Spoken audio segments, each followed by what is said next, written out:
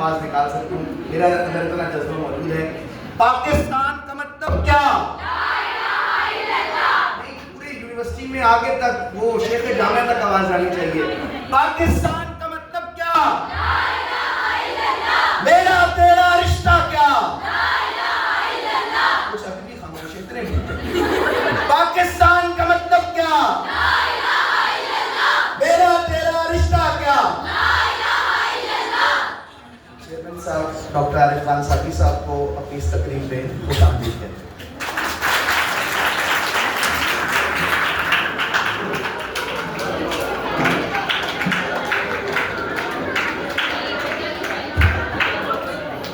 نحمدہ و نصلی و نسلم علی رسولہ الکریم.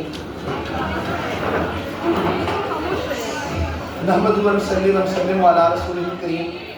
اما بعد اعوذ باللہ من الشیطان الرجیم.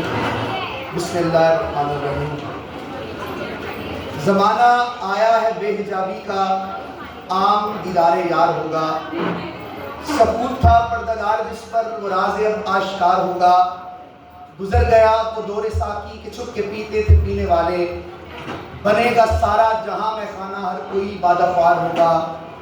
وہ جو آوارہ جنو تھے وہ بستیوں میں پھر آ بسیں گے. برہنہ پائی وہی رہے گی مگر نیا خارزار ہوگا. سنا دیا گوش منتظر کو حجاز کی خاموشی نے آخر.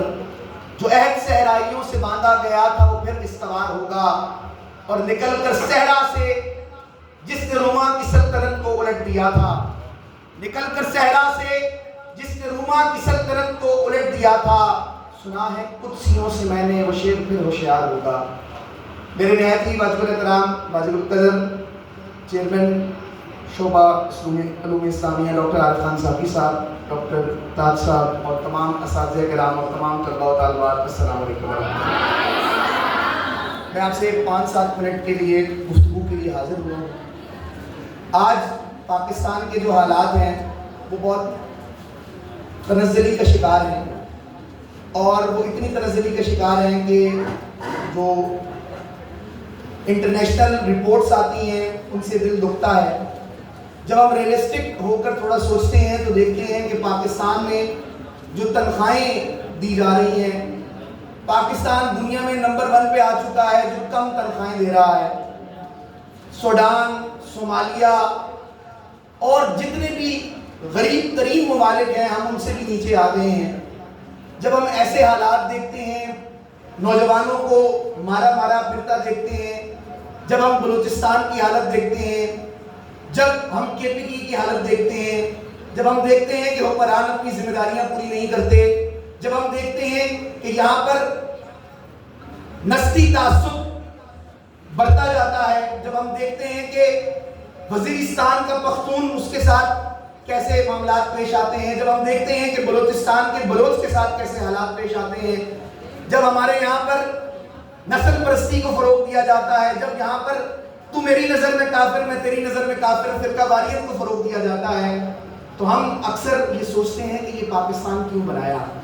لیکن میں آپ کو پھر یہ بات عرض کرنا چاہتا ہوں کہ علامہ اقبال جس نے اس پاکستان کا خواب دیکھا تھا، اس نے کہا تھا نو امید نہ ہو اقبال اپنی کشت ودا سے، ذرا نہ ہو تو یہ مٹی بڑی زرخیز ہے ساقی. یہ تمام باتیں بجا، لیکن کیا آپ کو غلامی کا پتہ ہے کہ غلامی کیا ہوتی ہے؟ کیا آپ کو پتہ ہے کہ آپ کے آباء و اجداد نے غلامی میں کیسی زندگی گزاری ہے؟ کیا آپ کو پتہ ہے کہ انگریزوں کی غلامی کے وقت آپ کے ساتھ کیا کیا گیا تھا؟ اگر آپ کو اس کا ذرا سے شعور بھی آ جائے تو آپ آج الحمدللہ کہہ اٹھیں. میں آپ کو یہ بات بتانا چاہتا ہوں کہ مستند تاریخی واقعات سے مستشرقین نے اس بات کو بیان کیا ہے کہ جو مغلیہ سلطنت تھی جس کو ہم تانے دیتے ہوئے نہیں تھکتے کہ انہوں نے صرف اور صرف بلڈنگز بنائی اور یہ کیا اور وہ کیا، صرف تاج محل بناتے رہے اور یہ اور آکسفورڈ نے یہ ترقی کر لی وہ ترقی کر لی. کبھی آپ تاج محل کو جا کر دیکھیں تو آپ کو پتہ چلے گا کہ تاج محل کے بننے میں تقریباً 30 سے زیادہ علوم کے ماہرین نے کام کیا. دنیا کے بہترین سائنٹسٹ تھے جنہوں نے تاج محل کو بنایا، اس لیے تو اسے عجوبہ کہا جاتا ہے. کہا ضرور جا سکتا ہے کہ سائنس اینڈ ٹیکنالوجی کی طرف اس طرح کی ترجیحات نہیں تھی، لیکن ہم آزاد معاشرہ تھے اور اس کے بارے میں کہا جاتا ہے، مستشرقین یہ بتاتے ہیں کہ 90% لٹریسی ریٹ تھا. یہ پورے بڑے صغیر پاک و ہند کے اندر پاکستان میں ڈالیں، اس میں انڈیا کو ڈال دیں، بنگلہ دیش کو ڈال دیں، مالدیپ بھوٹان کو ڈال دیں، یہ پورا جو ریجن ہے یہ 90% لٹریسی ریٹ تھا۔ اور صرف لٹریسی ریٹ کی بات نہیں ہے، آپ حیران ہوں گے کہ صرف ہندوستان کی تجارت، ہندوستان کو سونے کی چڑیا کہا جاتا تھا، اس کی تجارت 25% تھی۔ پوری دنیا سے 25% جو بزنس تھا وہ صرف ہندوستان سے جنریٹ ہوتا تھا۔ اور آپ اندازہ کریں کہ یہاں لٹریسی ریٹ کیا تھا، چاہے آپ اسے لکھنا پڑھنا ہی کہہ دیں۔ آپ اگر اس تہذیب میں سندھ کو دیکھیں تو سندھ ہمیں آج چھوٹا نظر آتا ہے، لیکن ملتان تک کا حصہ سندھ کے اندر تھا، ممبئی اس کا دارالحکومت تھا۔ تو آپ اندازہ کریں کہ سندھ اتنا رچ تھا۔ آپ اس کی ٹھٹا کی بنیاد دے دیں کہ ٹھٹا کتنا رچ تھا۔ آپ خوزدار کی مثال لے لیں، بلوچستان کے اندر یہ کتنا رچ تھا۔ یہاں خوزدار کے اندر سیاست کا ایک مؤلف ہے، ان کی ولادت خوزدار کے اندر ہوتی ہے۔ آپ اندازہ کریں کہ یہ علاقہ کتنا رچ تھا۔ معاملہ یہ ہے کہ جب انگریز آئے ہیں اور ہمیں چوس گئے ہیں، تو یہ اورینٹلسٹ نے لکھا، یہ مورخین نے لکھا، اور اس کے حوالے یورپی تاریخ سے دیے جا سکتے ہیں کہ کس طریقے سے انہوں نے یہاں ہندوستان کے لوگوں کا استحصال کیا۔ 1% لوگ رہ گئے، 25% جو بزنس تھا وہ 1% پہ رہ گیا۔ اور جب انگریز ہمیں نچوڑ کر گئے ہیں تو یہاں پر لٹریسی ریٹ 14% رہ گیا۔ اب آپ مجھے بتائیں کہ کسی عمارت کو بنانے میں وقت لگتا ہے، لیکن اس عمارت کو زمین بوس کرنے میں کتنی دیر لگتی ہے؟ اس کو زمین بوس کرنے میں کوئی دیر لگتی ہے؟ ایک بلڈنگ بنانے میں ہو سکتا ہے 5-10 سال لگ جائے، اس کو بلڈوز کرنے میں 2 دن بھی نہیں لگیں گے۔ تو بات کی یاد رکھیے گا، ہم 100 سال غلامی میں رہے ہیں، اس بات کو سمجھیں، ہمارے نوجوان سمجھیں کہ ہم 100 سال غلامی میں رہے ہیں۔ جب آپ 100 سال غلامی کے اندر رہیں تو آپ اس غلامی سے نکلنے میں 100 سال لگتے ہیں، اس غلامی سے نکلنے میں 100 سال لگتے ہیں۔ اور آپ اندازہ کریں کہ آپ کے یہاں پر جو لوگ جنہوں نے انگریزوں کے تلوے چاٹے تھے، انہیں یہاں اشرافیہ بنا دیا گیا، انہیں یہاں پر 2-2 ہزار 5-5 ہزار ایکڑ زمینیں دی گئی، اور وہی سندھ کے اندر، پنجاب کے اندر، KPK کے اندر، بلوچستان کے اندر وہ یہاں کی ایلیٹ بن گئے۔ وہی لوگ جو ہے وہ آپ کے سیاست کے ایوانوں میں نظر آتے ہیں، وہی آپ کو عدالت کے ایوانوں میں نظر آتے ہیں، اور وہی آپ کو عسکری قیادت کے اندر نظر آتے ہیں۔ یہ وہی نسل، وہ ایلیٹ تھی جو آگے بڑھی، جو آگے ان کے تلوے چاٹ کر آگے نکلی۔ تو بات یہ ہے، جب مجھ سے کہا جاتا ہے کہ آج پاکستان کہاں کھڑا ہے، تو میں ان سے یہ سوال کرتا ہوں کہ آپ کبھی امریکہ کی تاریخ پڑھیں۔ ہم تو بہت چھوٹے بچے ہیں ابھی۔ امریکہ جب برطانیہ سے آزاد ہوا غلامی کے بعد، جو بھی کالونیل ممالک رہے، آپ ان کی تاریخ تو پڑھیں۔ جب آزاد ہوا 150 سال خانہ جنگی میں رہا، ہم نے تو 75 سال گزرے ہیں، اور 75 سال میں آپ اتنی نا امیدی پھیلا کر بیٹھتے ہیں۔ آپ کو کیا پتا ہے کہ جب غلامی میں تھے تو مسلمانوں کا کیا حال تھا؟ یہی 14% لٹریسی ریٹ تھا۔ جب پاکستان بنتا ہے 100 سال میں آپ کا کیا کباڑہ کیا؟ ایک خط کوئی آتا تھا تو پورے گاؤں میں وہ خط پڑھنے والا کوئی نہیں ہوتا تھا، پورا خط پڑھنے والا کوئی نہیں ہوتا تھا۔ کسی نے 2-3 جماعتیں پڑھی ہوتی تھی، اس کو بلا کر وہ خط پڑھا جاتا تھا۔ اور اسی طریقے سے اگر آپ دیکھیں، میں آخری بات اپنی عرض کر رہا ہوں، پھر آگے پرائمری میں آفیسر لگنے لگ گئے، پھر سے جو ہے وہ مڈل میں آفیسر لگنے لگ گئے، پھر میٹرک کی ہوئی بات، آہستہ آہستہ شعور آ رہا ہے۔ وہ شعور جیسے جیسے بیدار ہوگا، اقبال نے کہا تھا، نو امید نہ ہو اقبال اپنی کشت ویراں سے، ذرا نم ہو تو یہ مٹی بڑی زرخیز ایسا کی۔ میں صرف علامہ اقبال کے کلام سے آپ کو مستقبل کی ایک امید دینا چاہتا ہوں۔ علامہ اقبال کے کلام سے، علامہ اقبال کا دور آج سے زیادہ مشکل تھا۔ 1.5 کروڑ مسلمانوں کا قتل عام ہوا اس دور کے اندر۔ علامہ اقبال نے مسلمانوں کو کٹتا دیکھا، مسلمانوں کے پاس اپنا کوئی ملک نہیں تھا، لیکن اس کے باوجود وہ نا امیدی کی بات نہیں کرتے۔ کیوں؟ کہ سستی نہ کرو، قرآن کہتا ہے سستی نہ کرو، غم نہ کرو، یقیناً تم ہی غالب آؤ گے اگر تم مومن ہو۔ اقبال ہمیں کیا کہتے ہیں؟ اقبال کے میں 6 سے 7 اشعار آپ کے سامنے پیش کر کے اجازت چاہوں گا، اور میں کہوں گا کہ آپ پاکستان کو گالی مت دیں، جیسے مرضی حالات ہیں۔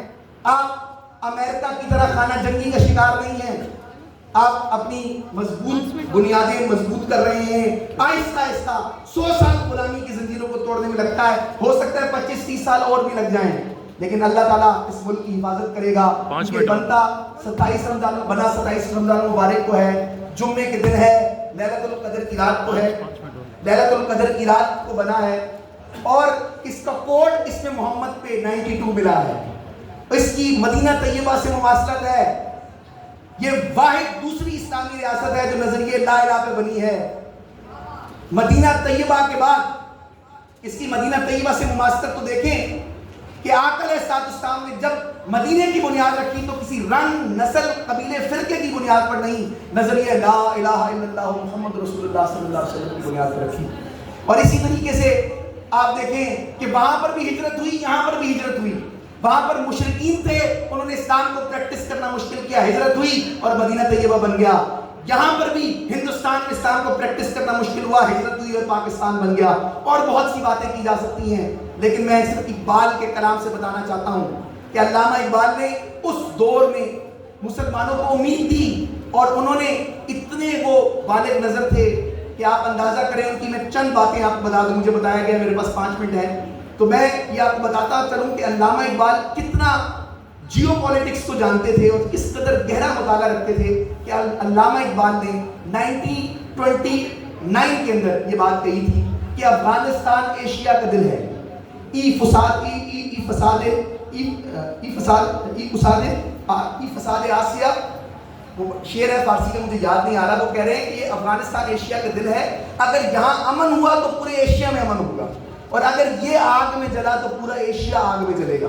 اور ایسا ہی ہوا کہ 2010 کے اندر 40 ملک اکٹھے ہوئے افغانستان کے اور انہوں نے ان سے افغانستان کو ہارٹ آف ایشیا کا خطاب دیا.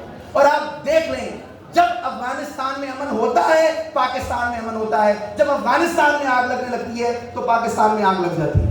اور آپ اسی طرح اندازہ کریں علامہ اقبال نے رشیا کو مخاطب ہو کے کہا تھا جو اس وقت روس نہیں تھا، سوویت یونین تھا، دنیا کی 32 کروڑ آبادی کا ملک تھا. آج بھی وہ دنیا کا 25% سے زیادہ رقبہ رکھتا ہے، دنیا کا سب سے بڑا ملک ہے خشکی کے اعتبار سے. اور وہ دنیا کا وہ ملک ہے کہ جدھر تیسری سب سے بڑی آبادی ہوا کرتی تھی وہ سوویت یونین. اس سوویت یونین کے بارے میں اقبال نے کہا تھا کہ اپنے آپ کو مشرق سے جوڑو، مغرب سے مت جوڑو. اگر تم نے مغرب سے جوڑا تو ٹوٹ جاؤ گے. حیران ہیں رشین جب وہ اقبال کو پڑھتے ہیں اور کہتے ہیں کہ اقبال نے یہ متنبع کیا تھا انہیں، لیکن انہوں نے ایسا ہی کیا، اپنے آپ کو ویسٹ کے ساتھ جوڑا اور نتیجہ یہ ہے کہ سوویت یونین ٹکڑے ٹکڑے ہو گیا. تو بات صرف میں بتانا چاہ رہا ہوں کہ اقبال کا ویژن کتنا ہائی تھا. انہوں نے کہا تھا آنے والا وقت مشرق کا ہے، مغرب کا نہیں ہے. مغرب نے جتنا عروج دیکھنا تھا، امریکہ نے جتنا عروج دیکھنا تھا، یورپ نے جتنا عروج دیکھنا تھا وہ دیکھ لیا. تاریخی بنیادوں پر، حقائق کی بنیادوں پر آنے والا دور اسی مشرق کا ہے، اسی خطے کا ہے جس خطے کے اندر آپ کو پاکستان نظر آتا ہے، انڈیا نظر آتا ہے، چائنا نظر آتا ہے، رشیا نظر آتا ہے. اس خطے میں وہ کہتے ہیں کہ آنے والے وقت میں سائنس اینڈ ٹیکنالوجی موو کر جائے گی. اور کیا کہا انہوں نے، اشعار پڑھ کے اجازت چاہوں گا.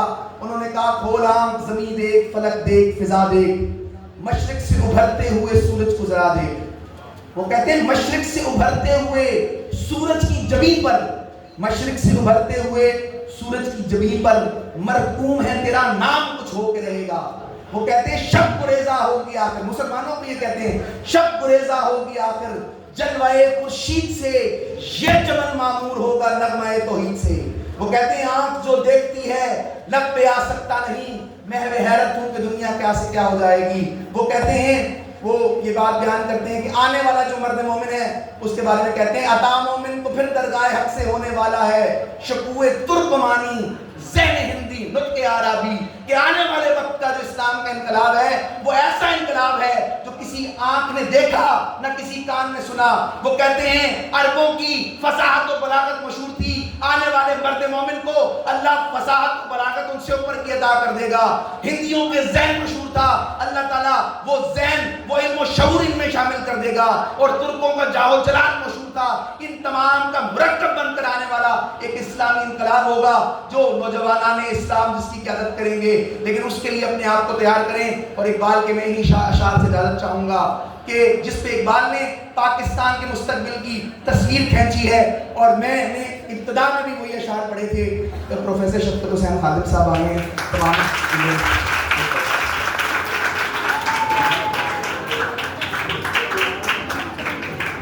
میں اس مستقبل پہ آخری انہی اشعار اجازت چاہوں گا کہ زمانہ آیا ہے بے حجابی کا، عام دیدار یار ہوگا. سکون تھا پردہ جس پر وہ راز اب آشکار ہوگا. گزر گیا اب وہ دور ساقی کے چھپ کے پیتے تھے پینے والے. بنے گا سارا جہاں میں خانہ ہر کوئی بادہ خوار ہوگا. وہ جو آوارہ جنو تھے وہ بستیوں میں پھر آ بسیں گے. برہنہ پائی وہی رہے گی مگر نیا خارزار ہوگا. سنا دیا گوش منتظر کو حجاز کی خاموشی نے آخر جو عہد صحرائیوں سے باندھا گیا تھا وہ پھر استوار ہوگا.